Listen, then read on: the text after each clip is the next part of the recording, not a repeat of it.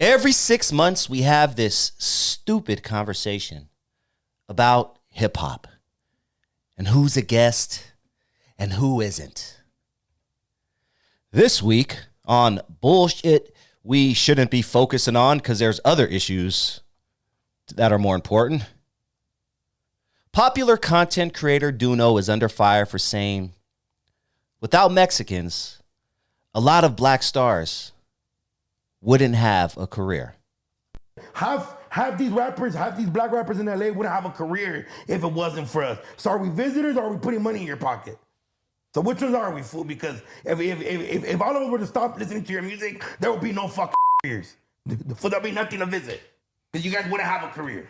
So shut the with all that shit. That shit is all played, fool. All the visitors. There would be no Tupac career if it wasn't for a Latino Mexican. All right. I personally agree 100% with what Duno said, and I can't believe we're even having this conversation. My guess is it's a bunch of younger cats having this conversation, because anyone over 35, 40, I'm knocking on 50's door. We know that Mexicans had a whole lot to do with the success of many artists, especially back in the 90s, especially in LA, especially on the West Coast.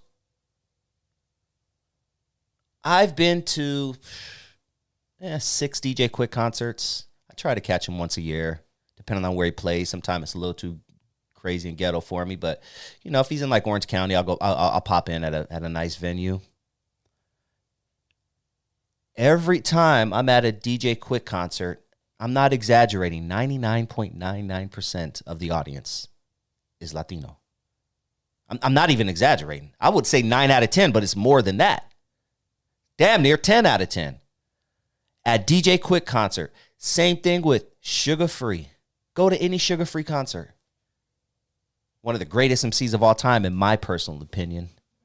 Sugar Free to P. Every time I go to his concert, it's mostly Hispanic. Too Short. Got a chance to see Too Short a few times. Just saw him, 6-7 months ago. Every single time I see Too Short, 9.9 out of 10 people in that room are Hispanic. Are you trying to tell me that they're Fairweather fans and they just came along? Oh, I just heard about this DJ Quick guy, man. I am bumping him in my 6'4" Impala. Yeah, I just heard about him in like 2018. And now, dude, you are nuts out there if you think Latinos and Mexicans, Hispanics, period, have had Tupac, NWA for sure. Oh my God, Eazy-E? Are you kidding me? Without the Mexicans, Eazy-E wouldn't have been as big as Eazy-E was. I'm not the only one saying that. I know people who lived with Eazy-E, who know Eazy-E, who helped Eazy-E even become who Eazy-E was. My co-host, Alonzo Williams, discovered Eazy-E, Ice Cube, and Dr. Dre. And Yella. That's NWA. World Class Wrecking Crew, look it up. Every Tuesday we do a show on his channel, NWA Stories with Alonzo, where we talk real hip-hop. And Alonzo Williams has told me several times on our show when this very topic comes up, because it seems to come up. I don't know what it is with black people, but we want hip-hop as our own. I'm sorry, but in LA, you know who told me about NWA? A goddamn Mexican dude. Then when I asked him, what does NWA stand for? Guess what he told me? Niggas with attitude. Just like that. Didn't blink an eye, didn't care. And then we fucking went and hopped on our skateboards like nothing. You're trying to... and it's because everything has been taken from us. I know that, black folk, our culture. We were brought here, even though that's kind of a lie too, but we're already here. Shout out to Christopher Columbus. Apparently he found the United States also. I don't know. But yes, all that crap they taught you, that's a whole other story for a whole other day. But you can't rewrite history, black people. I know that everything was taken from us. We were stripped of our culture. We were given different names that were not our real names. And we did have a whole lot to do with hip hop at the beginning. The majority of hip hop, of course, was a black thing. But to discount and try to convince me that Latinos were not around during that time, I'm sorry. You're cuckoo. Alonzo Williams, my co-host, you may know him from his hit single, Before You Turn Off the Lights, Let's Make One Thing Understood. World-class wrecking crew. His history gets way deeper than that. Once again, he discovered Ice Cube, Eazy-E, Dr. Dre, Yella, and a whole load of other people. We can go down the list. JJ Fat, Battle Cat. We can go down the list. But him and I had this conversation about a year ago when Kid Frost, legend, West Coast legend, right? Kid Frost went viral not long ago for saying something similar that Duno said in regards to Mexicans and hip hop. I'm going to play this clip from the show that I do with Alonzo Williams on NWA Stories with Lonzo, where you get the real history of West Coast hip hop. We've been doing the show for 8 years. Every week, there are some jewels. And he's dropping a jewel right now about Mexicans in hip hop. Latinos, I'm not going to say Mexicans, Latinos, period, in hip hop, who are around way back in the day and pretty much are the reason that your favorite rapper is still around today. But first, here is Kid Frost and Kid Frost comments, just to be a refresher for you. This is Kid Frost saying that if it weren't for Mexicans, Latinos, Hispanics, that black artists wouldn't have sold millions. My people, if the Panther that's listening right now, you are the ones that made Ice Cube platinum. You are the ones that made DJ Quick platinum. Without our gente and our raza and our Mexican people, these artists would have never sold, these little Waynes, and these artists would have never, Tupacs would have never been as big and platinum. Mexicans made these artists go platinum. Just a little 30 seconds. So Kid Frost got a lot of backlash. Oh my God, how could he say that? How could he say without Latinos that Tupac wouldn't be around? How could they say NWA wouldn't be around?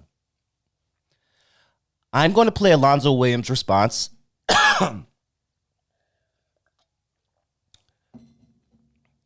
And keep in mind when you listen to this response, Alonzo Williams is one of the most influential, if not the most influential pioneer in the history of West Coast hip hop.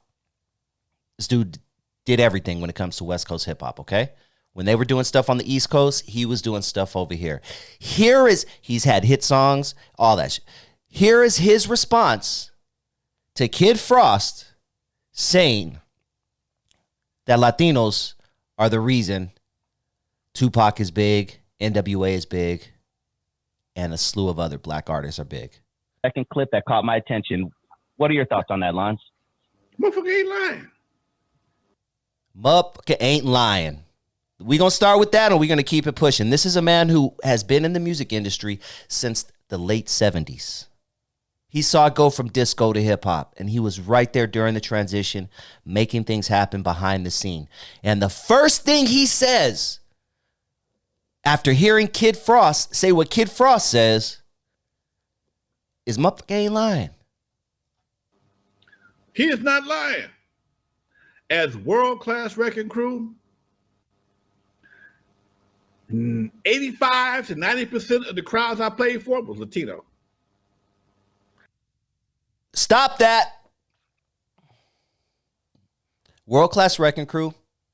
What did he say? 85 to 90% of his crowds were Latino? This man traveled all over the country when his hit song, especially based off his hit song, Turn Off the Lights. Here he is saying 85 to 90% of his audience, which eventually became NWA's audience. Keep that in mind. This is pre-NWA. World Class Wrecking Crew had Dr. Dre in it and DJ Yella. Ice Cube came through Alonzo Williams as well. And here he is saying, what, 85 to 90% of their audience were Hispanic? 85 to 90% of the crowds I played for was Latino. Oh my god. I just won $60,000. Sorry, I don't have YouTube Plus or whatever they call it. All right, here we go. Wasn't a black. I have played car shows and concerts. Wasn't a black person in the room except for us on stage and backstage. Okay. What? Latinos have a loyalty to their music that's can't be shaken by nobody. Loyalty. The same people who were going to see DJ Quick in 1995 are going to see DJ Quick in 2025. That's 30 years. I myself have seen DJ Quick, like I said, can't even count. Latinos have a loyalty that is unmatchable when it comes to fans. Black people, we are fair weather fans. We like this person, and then they do something stupid or snitch on somebody or something. Then we brush them off, and then we're off to the next person. I mean, Sexy Red, she really gonna be around in 2 years? Like, can we keep it real? Right? Perfect example.